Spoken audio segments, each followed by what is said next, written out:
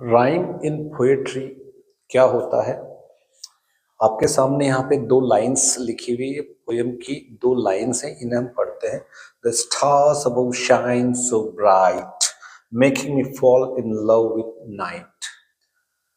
यहाँ पर जब हम इन पोयम की दो लाइनों को जब हम पढ़ते हैं तो इनमें हमें एक कॉमन चीज दिखती है कि जब हम इस लाइन को पढ़े तो इसका जो लास्ट वर्ड है ब्राइट और नाइट, इन दोनों का साउंड जो है वो एक जैसा है, ब्राइट और नाइट।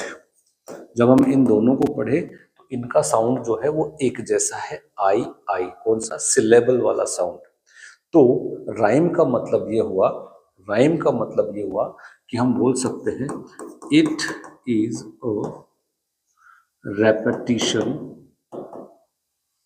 ऑफ अ सिलेबल या फिर ऑफ सिलेबल्स, हम बोल सकते हैं ऑफ सिलेबल्स। सिलेबल्स का रेपिटिशन होता है, टिपिकली आप बोल सकते हो आमतौर पर, typically at the end of a poems line. Poem की जो लाइन होती है उसके एंड में जिस शब्द को आप इस्तेमाल करते हो और दूसरी लाइन में भी यदि कोई शब्द समाप्त हो रहा है, उसका जो सिलेबल साउंड है वो मिलता जुलता जब होता है तो इन दोनों का, इन शब्दों को जब हम पढ़ते हैं तो इनका साउंड एक जैसा आ रहा है, रिपीट हो रहा है। इसे हम कहेंगे राइम।